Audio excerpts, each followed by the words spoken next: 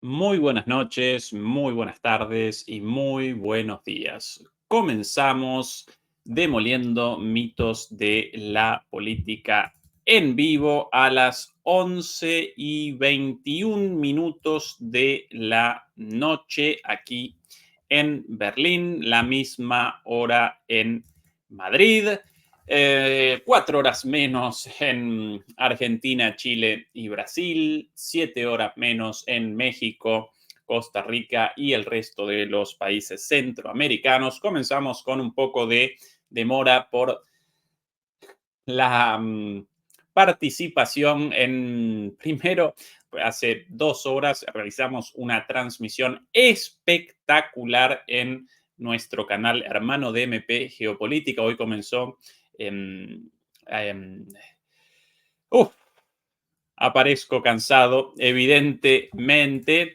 Hoy comenzamos el primer programa de Javier Martínez. Ahora sí, desapareció el blanco de mi cabeza. Hace 2 horas comenzó con el primer programa, con la primera transmisión de su programa, Javier Martínez en DMP Geopolítica, con una clase magistral sobre la dimensión económica de la guerra en Ucrania, espectacular. Y de ahí, una vez terminado eso, no lo desaprovechen, ahí aparece en el canal, inmediatamente concatenamos minutos después una aparición en vivo en un debate en France 24 terminada hace 2 minutos.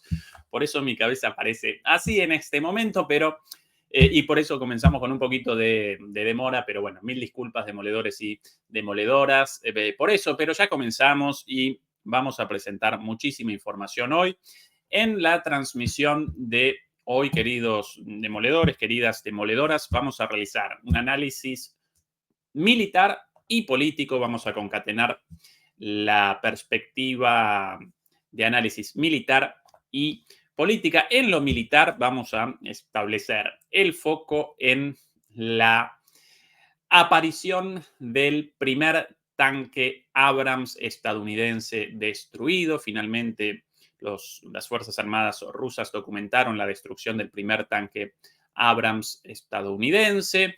Vamos a recapitular lo sucedido desde tiempo atrás, desde la aparición de las primeras imágenes, desde su reconocimiento, bueno, desde distintos elementos sucedidos en el pasado hasta su destrucción e incluso vamos a vaticinar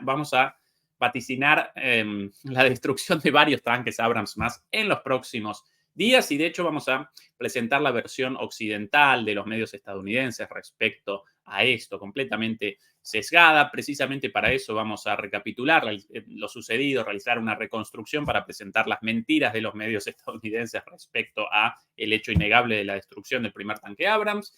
Y en lo político vamos a establecer el foco en lo sucedido en Francia y sus repercusiones tras las explosivas declaraciones de Macron el día de ayer y todas sus repercusiones, declaraciones relativas al envío de tropas de la OTAN de manera directa a Ucrania, a la guerra en Ucrania, nada más y nada menos. Así que acompáñenme, demoledores y demoledoras. Comencemos con esto y recuerden, como siempre, que nos ayudan mucho con el pulgar arriba, con el like, con la suscripción, con el compartir, naturalmente también. Y recuerden nuestro proyecto alterna, nuestro proyecto paralelo, el canal hermano de MP Geopolítica. Por ahí los análisis cada vez mejor. Mañana Adrián Celaya, hoy Javier Martínez, mañana Adrián Celaya, el viernes Fernando Moragón. Espectacular realmente el nivel de análisis de lujo, así que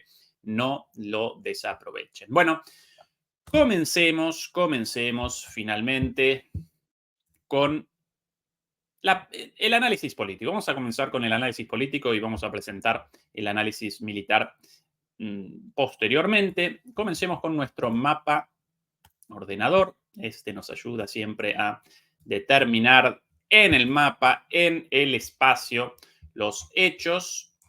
Francia, nada más y nada menos aquí en París, el día de antes de ayer, de repente, una noticia sorpresiva, una noticia bomba, como las llaman, con esto. El presidente Macron, Emmanuel Macron, repentinamente realiza un llamado a una reunión de urgencia en París para deliberar sobre la guerra en Ucrania. De la noche a la mañana realiza el llamado a los líderes occidentales a participar en una discusión urgente, así lo caracteriza, respecto a la guerra en Ucrania y a nuevos pasos posibles. Aquí la noticia original, publicada por los británicos The Guardian. Macron organiza cumbre para demostrar que Occidente tiene medios para derrotar a Putin en Ucrania.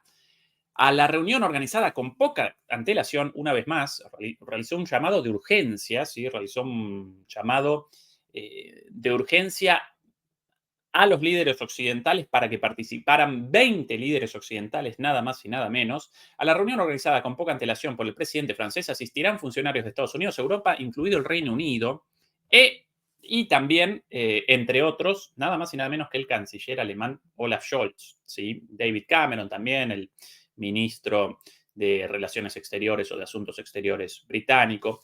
Bueno, esta es la primera sorpresa, más aún recordando que Macron no había participado en la última conferencia de seguridad en Múnich, una semana atrás, ¿sí? Eh, ¿Por qué razón no participó en esa plataforma para la promoción de la guerra, en la cual recordamos los discursos de von der Leyen, de Stoltenberg, de Blinken, del propio Zelensky, todos ellos llamando a más guerra, más armas en un mundo de fantasía, esa competencia de halcones de la guerra? Bueno, él no participó.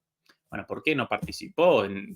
Obviamente no por voluntad propia, sino por la situación interna en Francia, donde los agricultores franceses prácticamente protagonizan protestas a lo largo de toda Francia desde hace semanas, incluso con una suerte de asedio a las grandes ciudades y un episodio dantesco una semana atrás, precisamente cuando Macron debía participar en la conferencia de seguridad de Múnich, un episodio en el cual el bueno de Macron, nada más y nada menos, que determinó participar en un congreso sobre agricultura con una aparición pública de él. Quería presentar un discurso y prácticamente, bueno, debió abandonar corriendo debió abandonar desesperadamente ese lugar porque comenzó una persecución de los agricultores citados a ese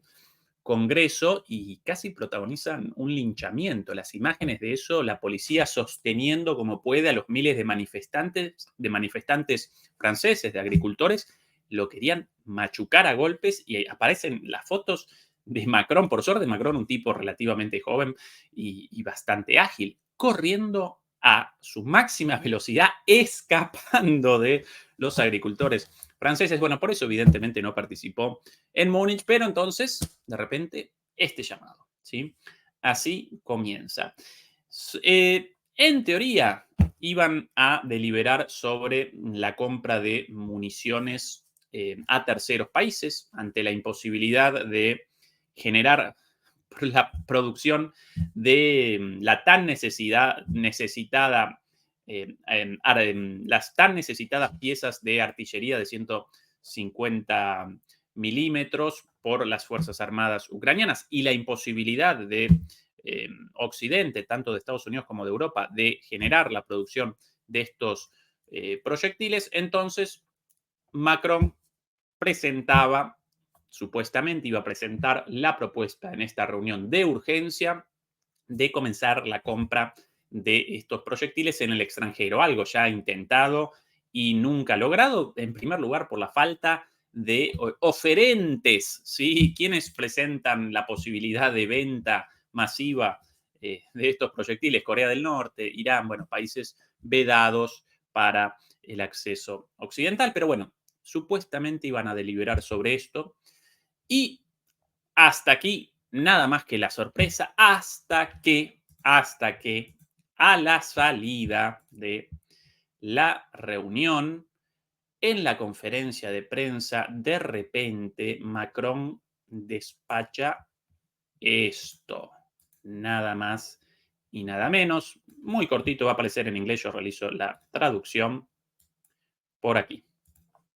Tout a été évoqué ce soir de manière très libre et directe. Todo fue discutido de una manera muy directa esta noche. Il n'y a pas de consensus aujourd'hui pour envoyer de No hubo consenso respecto al envío de tropas al territorio manière officielle, assumée et endossée des y esa fue la decisión oficial forces de final. sol, mais en dynamique, rien ne doit être Pero en la dinámica de discusión, nada debería ser excluido, nada debería ser descartado. Consultado sobre la eventual posibilidad del envío de tropas, de repente respondió: determinamos, por falta de apoyo mayoritario, no despacharlas, pero no aparece descartado. Así. rien ne doit être exclu. Vamos a hacer Nous ferons todo tout ce lo qu'il faut pour que la necesario Russie ne puisse pas gagner para que Rusia no gane esta guerra, con relación al envío, a la pregunta sobre el envío de cette tropas. guerre. Bueno, demoledores, demoledoras. Lógicamente, esta bombita, no más que bombita, esta bombaza comenzó a generar repercusiones en todo el mundo. Macron presentando la posibilidad del envío de tropas,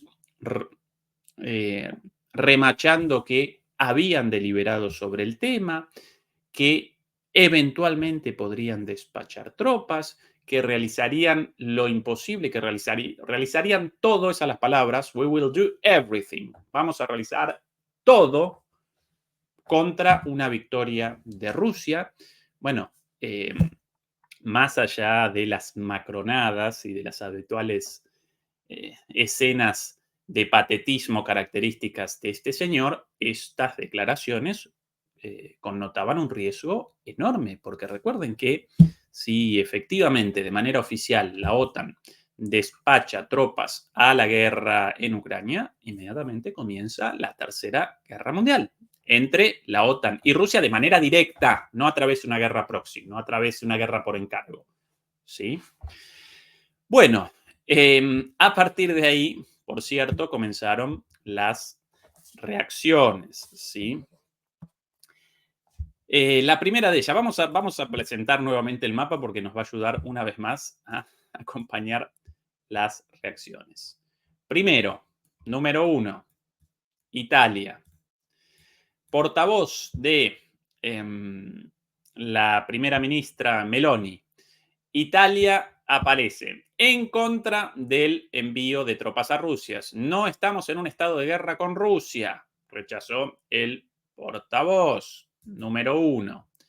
Poco tiempo después, en España, portavoz del gobierno de Pedro Sánchez, no participamos de la propuesta del envío de tropas. Número 2.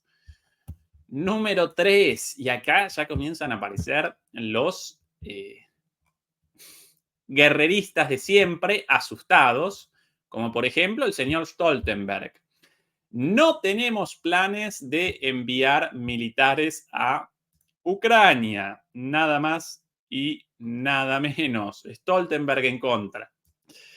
Acá comenzó el miedito, ¿no? Porque uno puede refunfuñar, uno puede vociferar, Putin malo, viva la defensa de la democracia, queremos guerra, uno puede vociferar todo eso, pero de repente cuando las cosas aparecen serias, las cosas aparecen serias en el sentido de que pueda comenzar un enfrentamiento directo, ahí de repente los líderes occidentales retrocedieron. Menos mal que a veces el miedo genera cierta razón. Atención a esto, el mismo Rishi Sunak Gran Bretaña no está planeando un envío de larga escala de tropas a Ucrania. Secretario de prensa, según el secretario de prensa de Reino Unido, del primer ministro Rishi Sunak. Más que un pequeño número de efectivos quien están acompañando a las tropas ucranianas desde posiciones no militares, no tenemos plan para un envío masivo. Esa es la declaración de este vocero a Reuters o Reuters, según como lo quieran llamar. ¿Quién más? ¿Quién más? Nuestro amigo, el felpudo caminante, el señor Scholz. Bueno, aquí esto en ruso. El señor Scholz también rechazó esto, no al envío de tropas. Pero bueno, en última instancia, recuerden, demoledores y demoledoras, que esto básicamente lo determina Estados Unidos, ¿sí? Si van a despachar tropas o no, las opiniones, tanto de Macron como del resto de súbditos europeos de los Estados Unidos, las opiniones carecen de importancia. Por ende, aquí lo definitivo, ¿sí? Esto de aquí, nada más y nada menos. Atención, este es el vocero de la Casa Blanca, seguramente ya conocido por todos ustedes. Just want to see if there's a nuance to it, saying that the president's been clear back in Macron's comments, ruling out sending soldiers to fight in Ukraine. Is that... Queremos su visión respecto a las declaraciones de Macron de no rechazar el envío de tropas. Ya medio como la pregunta con cierta risa del reportero. Could there be a training role? There is no nuance that I mean to. Y el vocero de la Casa Blanca responde con una sonrisa. No hay ninguna novedad respecto a esto. No vamos a enviar botas al barro en Ucrania. El presidente fue muy claro respecto a esto. I don't believe it's in Ukraine. I believe it's in. I'll defer to. There's various National Guard forces who were in Ukraine and are in Poland and Tampoco guardias nacionales ni a los países limítrofes. I believe that's correct. I'll defer to my colleagues at the Pentagon, but I believe the training, if I remember correctly, the training mission was before the invasion, and since it's happened outside. Los efectivos enviados para el entrenamiento de ucranianos fueron despachados antes del inicio de la guerra. Aquí la confirmación de, el adoctrinamiento de las tropas ucranianas desde antes de la guerra, pero bueno, respondió con una sonrisa como las pavadas dichas por ese francesito loco, para nosotros carecen de importancia. Inmediatamente también la oposición francesa a Macron lo ametralló, lo caracterizó como a un loco, un suicida. Y bueno, podemos realizar una interpretación jocosa como tantas otras veces con las macronadas, con las estupideces dichas por Macron. Podemos realizar esa interpretación, pero aún así, demoledores y demoledoras, este tipo de declaraciones, más allá de todas las causas adjudicables a esta última declaración de Macron, este tipo de declaraciones representa un riesgo verdaderamente enorme, porque acá aparece en disputa una guerra nuclear, una guerra mundial muy probablemente nuclear, ¿sí?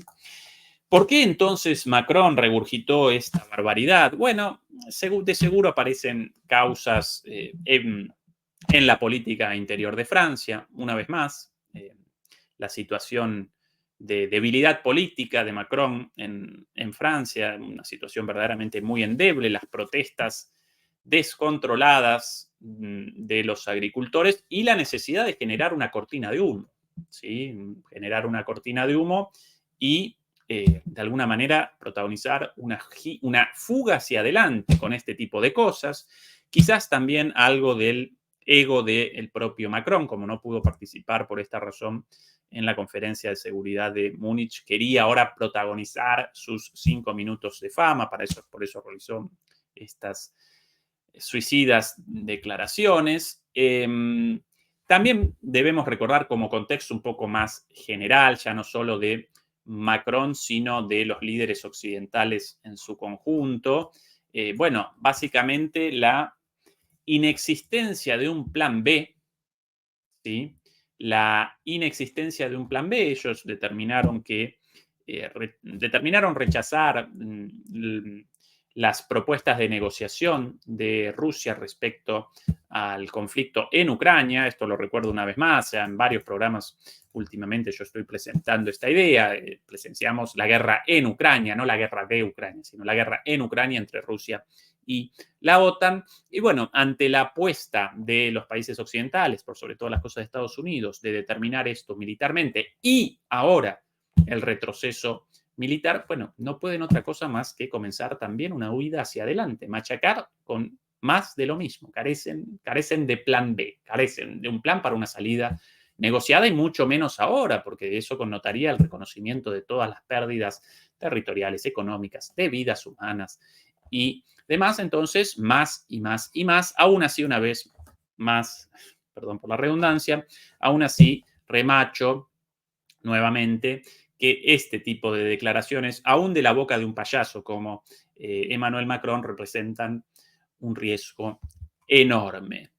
De cualquier manera, para mí, lo más interesante respecto a esto apareció publicado el día de hoy en el Washington Post, nada más y nada menos, con el título "Tropas extranjeras a Ucrania ya están ahí".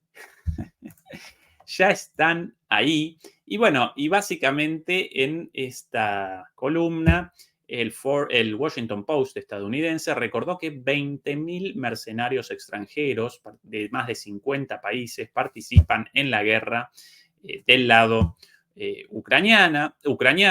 En muchos casos, estos mercenarios podrían eventualmente solicitar la ciudadanía ucraniana, ¿sí? Esa es la ley de Ucrania desde el inicio de la guerra. Pueden solicitar la ciudadanía ucraniana si alguien la quisiera. En el caso del ingreso a la Unión Europea, bueno, solicitar la ciudadanía ucraniana determinaría naturalmente la solicitud de una ciudadanía europea y el ingreso al espacio Schengen, ¿no? En ese caso sí aparecería verdaderamente muy atractiva la ciudadanía italiana, la ciudadanía ucraniana. En el presente seguramente que no muchos de ellos deben solicitarla. ¿Qué más? El ejército ruso determinó la muerte de al menos 50 ciudadanos estadounidenses en estos 2 años de guerra de los mercenarios. Solo de Estados Unidos, 50 mercenarios muertos. Y bueno, participan mercenarios de Siria, Cuba, Nepal, India, Colombia. Recuerdo algunos europeos de todos los países. Recuerdo también algún argentino, algún loco de la guerra también por ahí. Bueno, georgianos, bielorrusos, etcétera, etcétera. Muchísima gente. Y debemos además recordar también que según muchas versiones, según muchos trascendidos, también participan soldados de la OTAN, soldados regulares de la OTAN. No podemos o carecemos, hasta el momento carecemos de evidencias conclusivas respecto a esto, de soldados activos, pero podemos realizar el siguiente análisis. ¿Quién aparece detrás de la operación de un sistema como el sistema antimisiles Patriot o un sistema como el sistema Taurus de intercepción de misiles? Un soldado ucraniano formado rápidamente en pocos meses para la utilización un ingeniero en realidad, un ingeniero militar, lo podemos llamar soldado efectivo militar, pero en realidad representa un ingeniero detrás de esas computadoras, porque básicamente el control de estos misiles aparece en las salas de comando con computadoras. Bueno, ahí aparecen sentados ingenieros militares. Fueron adoctrinados ucranianos en pocos meses en el uso de estas tecnologías, incluso con la barrera del idioma, naturalmente, ¿no? Si no aparecen los sistemas antimisiles Taurus en alemán, por lo menos aparecerán en el mejor de los casos aparecerán en inglés, y la gran mayoría de los soldados ucranianos carecen de conocimientos del inglés, y eso solamente para la comprensión de las palabras en un monitor, ¿sí? Después comienza la operación con los años de formación, de experiencia. Entonces, ¿quién aparece ahí detrás? Bueno, no podemos presentar evidencias conclusivas, pero sí podemos realizar ese análisis y presentar la sospecha de que ya participan soldados, regulares de los países de la OTAN en este conflicto, más allá, una vez más, de los 20.000 mercenarios contabilizados por no solamente por las autoridades rusas, mercenarios extranjeros, sino por las propias autoridades ucranianas en la llamada Legión Extranjera. Así llamaron a esta unidad de combate formada básicamente por mercenarios extranjeros, ¿sí? Así que en estos últimos 2 días, esa representó la noticia, naturalmente, la posibilidad de una intervención directa con tropas en el territorio a partir de las declaraciones del irresponsable de Macron. Dicho esto, podemos, demoledores y demoledoras, comenzar con el análisis militar y la cuestión más importante de las últimas horas, la cuestión relativa a la destrucción del primer tanque Abrams. Finalmente, sí, finalmente aparecieron los Abrams y apenas aparecieron cerca de la línea de combate. Poco tiempo después, las primeras fotos y videos de su destrucción. Vamos a comenzar con la versión occidental, más concretamente con la versión de los Estados Unidos respecto a esto. Aquí el semanario Newsweek y traducido. Rusia elogia el primer ataque al tanque Abrams 5 meses después de su entrega a Ucrania. Así lo presentan, como recién después de 5 meses de combate pueden los rusos realizar la destrucción del primer Abrams estadounidense. ¡Qué caraduras! Los medios pro-Kremlin han dicho que las fuerzas rusas atacaron con éxito el primer tanque Abrams M1 suministrado a las Fuerzas Armadas de Ucrania por Estados Unidos, pero Newsweek aún tiene que verificar esa información, ya verificada por todos lados.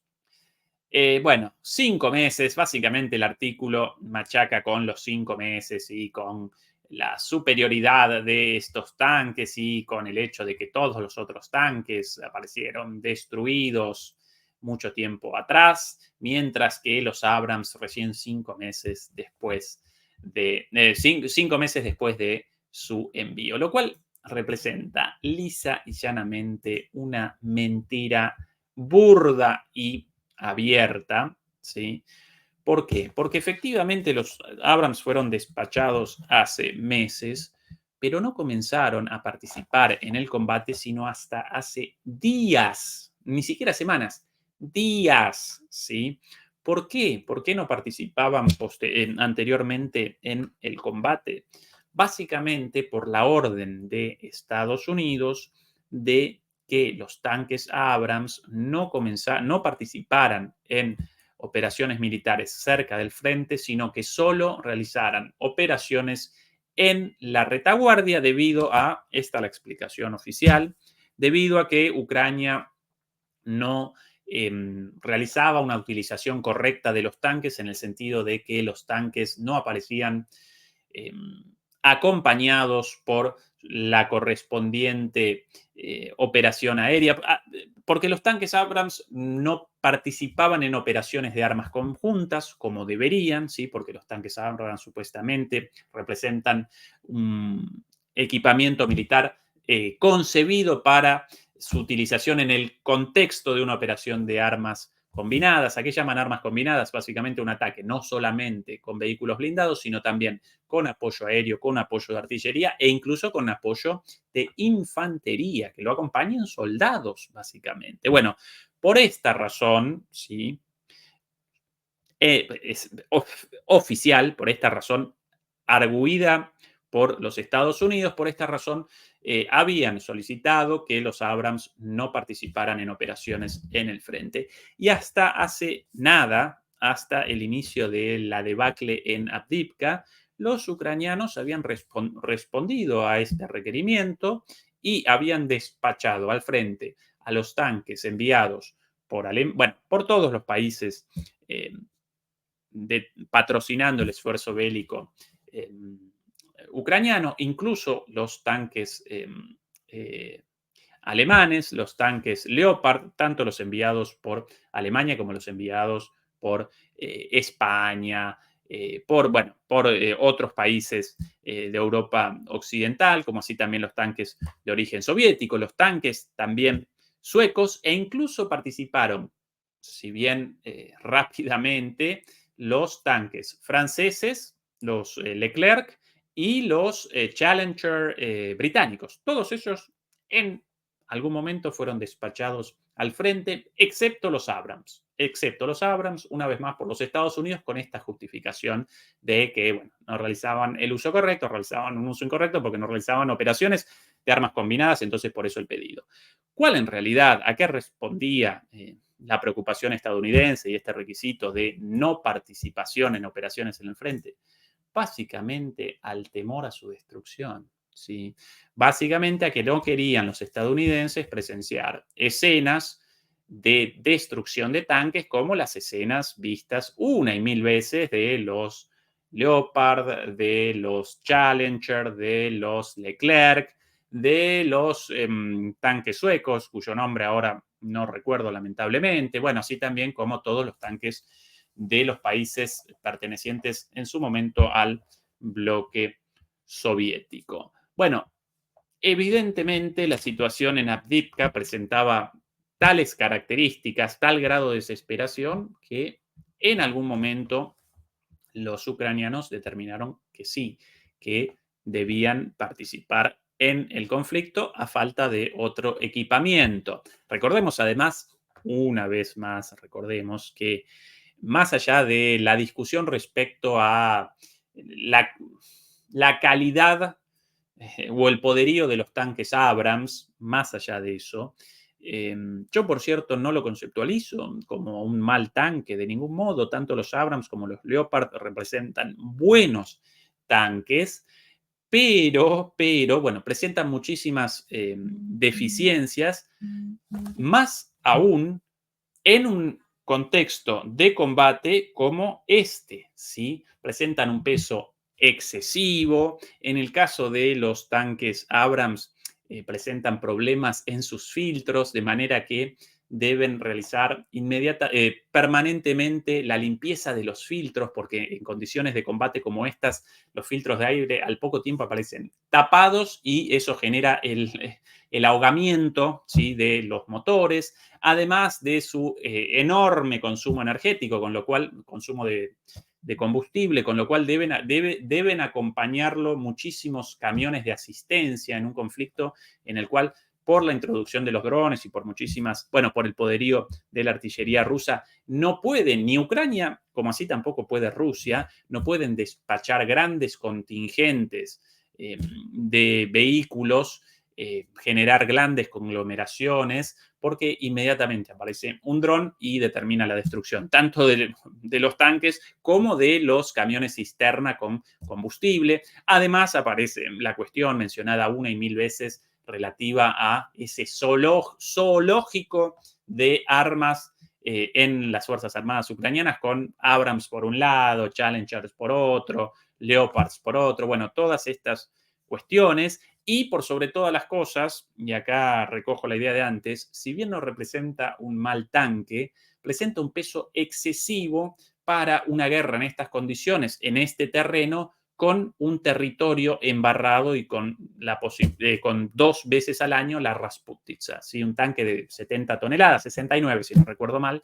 bueno, representa una herramienta bastante poco útil, mucho menos útil que los T-72, que los T-90, incluso que los T-80 rusos de peso mucho menor y con un costo mucho menor y con una velocidad de producción muchísimo mayor. Así que vamos en el mapa como siempre, con evidencia, con fuentes, con videos georreferenciados, vamos a presentar lo sucedido en esta reconstrucción, ¿sí? Hasta hace no mucho más de una semana, en el marco, una vez más, de este requerimiento de Estados Unidos de que no participaran en el frente. Bueno, solamente habían aparecido 2 imágenes de estos tanques bastante lejos del frente, si no recuerdo mal, por aquí, por la zona norte, cercana a Sumi, de los tanques bien lejos del frente, paseando para un lado, para el otro, como esos viejos autos de colección. Los coleccionistas seguramente reaccionarán con una sonrisa. Bueno, una vez a la semana los coleccionistas de autos realizan una salida con sus autos de colección, no solamente para presentarlos en público, para fanfarronear un poco con esa cosa tan linda como una cosa tan linda como un auto de colección, esos autos viejos, esos autos clásicos, no solamente por eso, sino también porque sin la utilización las piezas caducan de los autos de colección, los autos viejos. Bueno, es lo mismo con los tanques.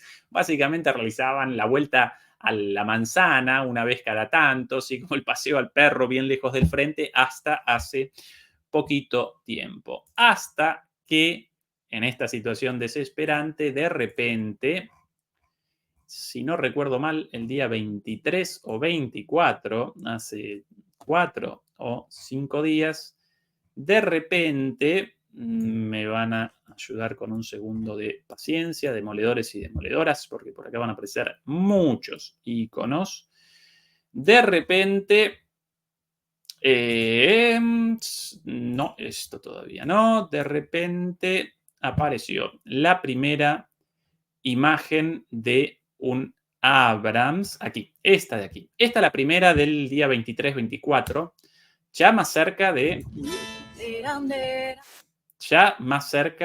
del campo de batalla, ¿sí? Esta es la primera, por ahí una segunda no reseñada en este mapa.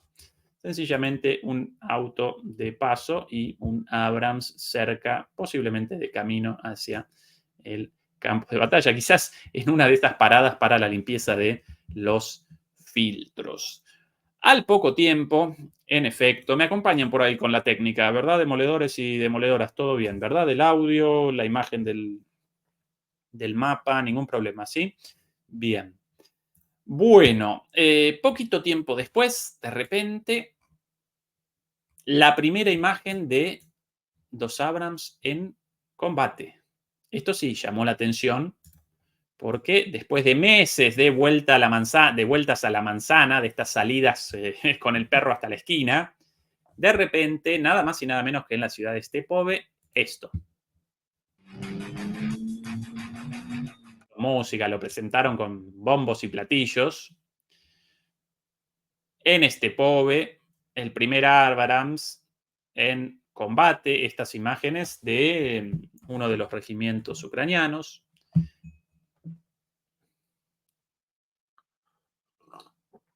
Aquí disparando, tampoco muy jugada el avance, ¿no?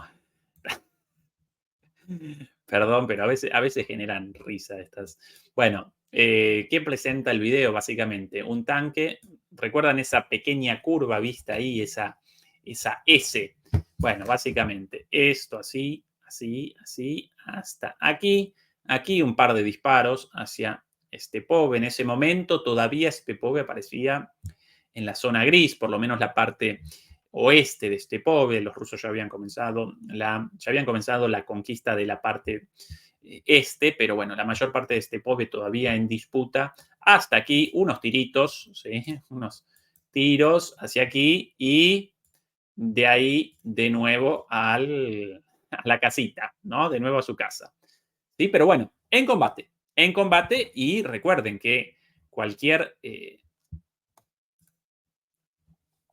equipamiento, como así también cualquier soldado, cualquier efectivo ubicado en los primeros kilómetros del frente, bueno, aparece a disposición de los drones, tanto en el caso de los ucranianos, de los drones rusos, como viceversa. ¿Sí? Así que, más allá de una operación no muy jugada, no quiso el cruce de las vías del tren y la conquista de la escombrera, no, hasta acá unos tiros y vuelta, bueno, pero ya ahí, ya en combate. Bueno, al poco tiempo de esto, si no recuerdo mal, al día siguiente directamente, aquí de repente la primera imagen, esta de aquí, de algo parecido a un Abrams destruido. Esto más o menos al mismo tiempo, no recuerdo si un día antes o un día después de esto, 23, no, más o menos a la misma vez. Bueno, ¿qué cosa esto? Básicamente un vehículo para el desminado basado en un Abrams. Recuerden, el Abrams representa, la base del Abrams, el sistema de armas conocido como Abrams representa una base, representa una estructura, un chasis sobre el cual después aparecen variaciones. Con una torreta, bueno, eso lo llaman tanque y esa representa el tanque Abrams.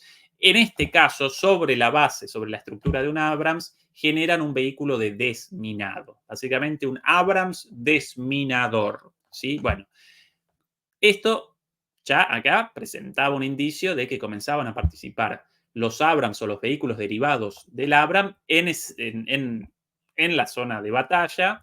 Y esto, bueno, de alguna manera también determinaba que Ucrania había realizado la decisión de comenzar finalmente la utilización de estos vehículos a pesar de la orden de los Estados Unidos. ¿Sí? Aquí el primer video de la destrucción de uno de estos vehículos basados en un Abrams, esto todavía no, el Abrams propiamente, el tanque Abrams, esto parte del sistema de armas Abrams, hasta que unos días después, todo esto en cuestión de días, ¿sí? Desde el 23, 24 hasta hoy 28, o 29, perdón. Bueno, en poquito tiempo más, de repente, esto, el reconocimiento por un dron de un vehículo propiamente caracterizable como un Abrams, de un tanque Abrams. Aquí el video. Aquí el Abrams, una vez más, recorriendo esta zona, en zona ucraniana, pero en zona de combate. Una vez reconocido por un dron, las horas de este vehículo aparecían contadas. No solo aparecían contadas porque cualquier tanque reconocido por un dron ruso representa un objetivo inmediato, representa un objetivo prioritario, sino también porque recordarán la recompensa prometida por un director de cine ruso millonario de alrededor de $1 millón para el ruso responsable de la destrucción del primer tanque Abrams, con lo cual la imagen segura de el operador de drones ruso revoloteando por ahí, advertido de la presencia de algún Abrams en la zona, de repente visto este bicho ahí y seguramente una sonrisa como la del Guasón, ¿no? De oreja a oreja, porque, bueno, habrá establecido esto como principal objetivo de manera inmediata. Poco tiempo después, esto. La primera imagen de la destrucción de ese mismo vehículo a manos de un dron ruso Lancet. La destrucción, esto del día 26, el avistaje mostrado antes, si no recuerdo mal, del día 25. Así que solamente, no, esto también del 26, es efectivamente, ni días de vida. Una vez visto por un dron, una vez detectado por un dron, adiós amigos, horas después destruido por un, esto todavía no, por un dron. Y al poquito tiempo comenzaron a aparecer los videos con muy mala calidad, pero ya geolocalizados. Uno de ellos, ahí el Abrams ardiendo, esto evidentemente en el momento inmediatamente posterior al impacto del dron Lancet. Alguno más por ahí. Esta, una imagen fotografiada con un dron también. Así que el primero de los Abrams destruidos. Interesante también lo sucedido posteriormente como reacción estadounidense, no solo estas columnas como la reseñada inicialmente de recién después de 5 meses el primer Abrams destruido, sino que además comenzó una campaña, por ejemplo en Instagram, por ejemplo en Facebook, de censura de cualquier imagen o cualquier video con las imágenes de este Abrams destruido. Aquí un ejemplo, en Instagram, su video fue bloqueado por la siguiente razón: violación de los términos de uso, protección de la reputación de los negocios de los negocios o de la protección de la reputación de negocios o la reputación de una empresa y protección de la imagen de una compañía. Inmediatamente después de esta publicación de estos videos, las acciones de Raytheon, el fabricante de estos tanques, comenzó a descender en picada y los amigos de Facebook y de Instagram, recuerden, Instagram representa un brazo de Facebook, deben haber llamado los muchachos de Raytheon a el dueño de Facebook, en realidad Meta, así lo rellamaron. Recuerden, después del escándalo de Cambridge Analytica, determinó el dueño de Facebook, cuyo nombre desapareció de mi cabeza, increíblemente, uno de los hombres más ricos de la Tierra, este muchacho pelirrojito, Mark Zuckerberg, ahí recordé. Bueno, lo deben haber llamado con la orden de, che, no queremos los videos estos, por favor, comenzá la censura de esto porque nuestra acción está descendiendo a una velocidad enorme. Y así comenzó esto, una campaña de bloqueo en Instagram y en Facebook de los videos. Pero claro, frente a la proliferación de videos, cuando comienzan a aparecer ya no 1, 2, 10, 100 videos, sino que comienzan a aparecer miles o decenas de miles de videos, deben determinar si quieren la censura total, entonces deben realizar un cierre de la plataforma directamente. Y eso ya genera muchísimos más costos que la censura de algunos usuarios, ¿sí? Bueno, por eso nosotros siempre machacamos acá con que nos ayuden con el like, con el pulgar arriba, con la suscripción, porque eso genera la difusión de nuestros videos y eso ayuda en la lucha contra la censura. Si no, determina la desmonetización, la cancelación, pero si el video ya aparece visto por mucha gente, compartido, difundido, entonces es mucho más difícil para las plataformas, ¿sí?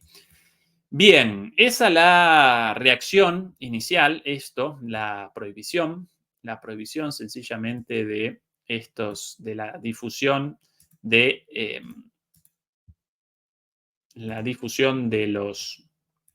las imágenes. Y lo interesante aquí aparece también después de la censura, porque comenzaron a proliferar imágenes respecto a la presencia de por lo menos 5 tanques Abrams adicionales, una vez más como demostración de la desesperación ucraniana, el envío de estos tanques, a pesar de su inutilidad en estas condiciones. Una vez más, lo remacho una vez más, no representa en sí un mal tanque, no representa un mal tanque como tampoco el Leopard, pero sí un tanque inadecuado para estas características, en inferioridad de condiciones frente a los tanques rusos concebidos para esto. Y bueno, aparentemente ya habrían comenzado el avistaje, el reconocimiento de 5 tanques en esta zona, algunos de ellos bajo seguimiento de drones. Con lo cual, demoledores y demoledoras, comencemos con la cuenta regresiva hasta que aparezcan nuevas imágenes de nuevos tanques Abrams destruidos en la zona, ¿sí? Lo establecemos ahora. 11, las 0 horas 11 minutos. También lo podría llamar las 24 horas y 11 minutos en el sistema de 24 horas. A partir de ahora, demoledores y demoledoras, comienza el conteo, la cuenta regresiva para el próximo Abrams destruido, ¿sí? Bueno, esta es la reconstrucción de de la destrucción o de la documentación del primer vehículo Abrams, del primer tanque Abrams. Podemos, si quieren, también presentar una un muy rápido repaso de lo sucedido en el día de hoy en la zona de Avdiivka. Recuerden una vez más que si bien la conquista de la ciudad representó la parte más importante de la operación, ¿sí? Apareció en todos los medios y representó el paso más significativo por el colapso de las defensas, la operación todavía parece en curso y, bueno, en este momento las fuerzas determinan el próximo punto de estabilización del frente en un contexto en el cual, por el momento, los rusos realizan avances cotidianamente, ¿sí? Recuerden que hace 2 días nomás, lo presentamos aquí, Rusia conquistó Sivernes, ya ahora de manera georreferenciada, geolocalizada, como también este pueblo de aquí o de localidad llamado Las Tochkine. Bueno, antes de esto, antes del día de hoy, deliberaban los analistas respecto a la estrategia rusa para el ataque a Orlivka. Nuevo paso, nuevos objetivos rusos. Aquí, básicamente, de aquí, ahora yo no recuerdo el nombre de Verdichi es el nombre. Verdichi, de aquí y de más arriba, ¿sí? En ambos, y Orlivka, en ambos ya habían comenzado las hostilidades, los avances rusos. En el caso de Orlivka, hasta hoy, los avances hasta hoy aparecían hasta aquí, hasta el ingreso al pueblo. Bueno, los analistas militares deliberaban sobre las posibles formas de ataque. Básicamente 3 aparecían a disposición desde Stepove, ¿sí? Bueno, podían lo siguiente los rusos. Por abajo, flanco sur. Aquí, perdón, importantísimo, aquí 2 espejos de agua. Aquí 2 lagos, uno y otro. Esto determinaba que los rusos pudieran efectivamente 3 líneas de ataque divididas entre sí. No podían comenzar una operación de asedio para el embolsamiento directo, sino que por la existencia de estas barreras naturales podían por el sur, por el centro o por el norte.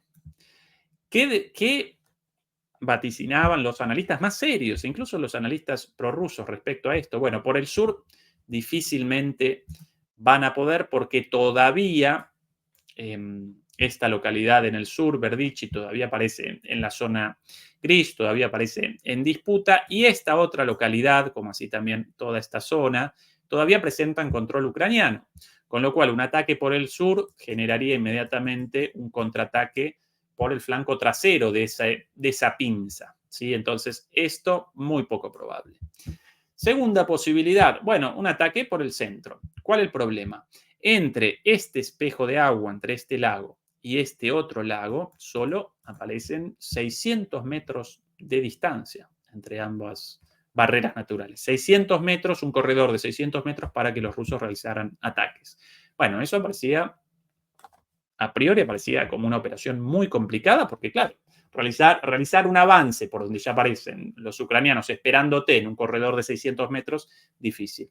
Todas las fichas puestas entonces, todas las apuestas de los analistas más serios a un ataque por el norte, lo más lógico, ¿sí?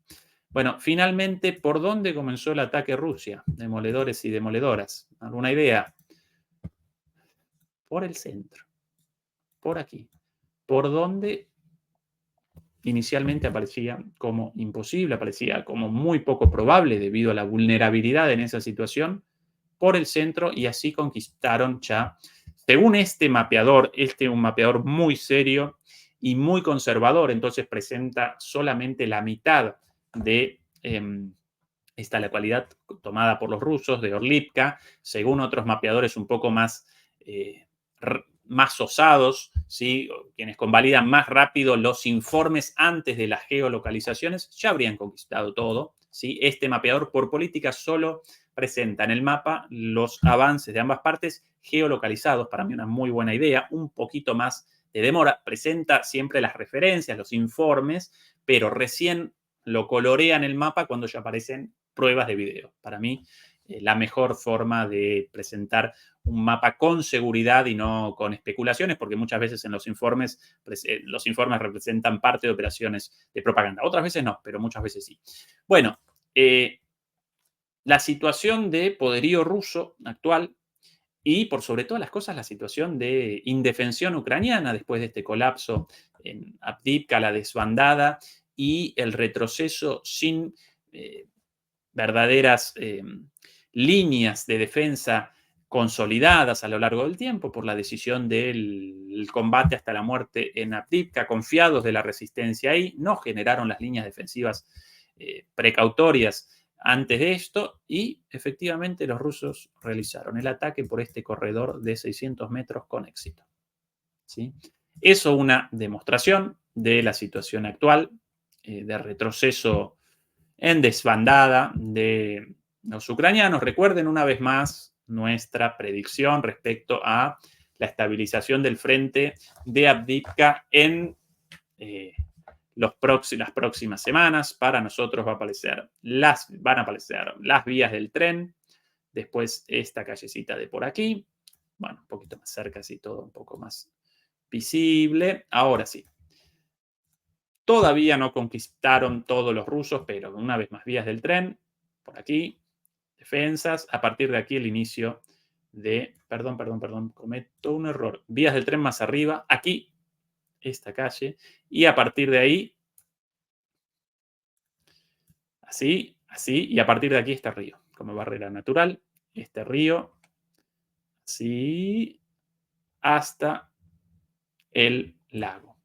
Todo esto lo van a conquistar los rusos en no mucho tiempo más. ¿Sí? Ese es nuestra predicción, nuestro vaticinio. Todo esto, una vez más, lo presento nuevamente. Perdón por los errores. Recuerden que ya está la tercera o cuarta hora de transmisión entre un canal y otro, más la participación recién en France 24, bastante calentita, un debate bastante calentito ahí, si quieren lo vamos a presentar en el canal. Bueno, todo esto de aquí a poco tiempo, también en poder ruso. La gran cuestión posteriormente comienza después de esto respecto a la posibilidad de Rusia de generar, después de esta línea, la posibilidad de Ucrania de generar más allá de esta línea defensiva aquí, ¿sí? Como primera línea, pronto la línea de contacto, de generar líneas alternativas por detrás de esto. Y en las últimas horas aparecieron varios videos de soldados, efectivos militares, precisamente en tareas de construcción de trincheras, de fosas antitanques, en la colocación de dientes de dragón, alcanzados por drones Lancet u otro tipo de drones rusos. ¿Sí? Con lo cual, en lugar de haber determinado el retroceso de Avdiivka, el achatamiento del frente y la construcción de 3 líneas defensivas, de acuerdo a la doctrina militar soviética por excelencia, en lugar de esto, realizaron una apuesta por el mantenimiento indefinido de Avdiivka, no generaron estas líneas a tiempo con la profundidad necesaria. También proliferan las denuncias respecto al desvío de fondos, la plata destinada a esto de repente aparece en los bolsillos de, por ejemplo, bueno, de los militares, de los oficiales a cargo de la construcción de esto. Entonces, una vez logrado el avance hasta esa primera línea, puede que después comience un avance hacia las líneas traseras y cuidado, porque en toda esta área no presenta grandes defensas. Rusia podría comenzar un avance mucho más rápido de lo previsto hasta esta ciudad, ¿sí? Hasta la ciudad de Pokrovsk, por cierto, bombardeada nada más y nada menos que el día de hoy, como antelación de esto.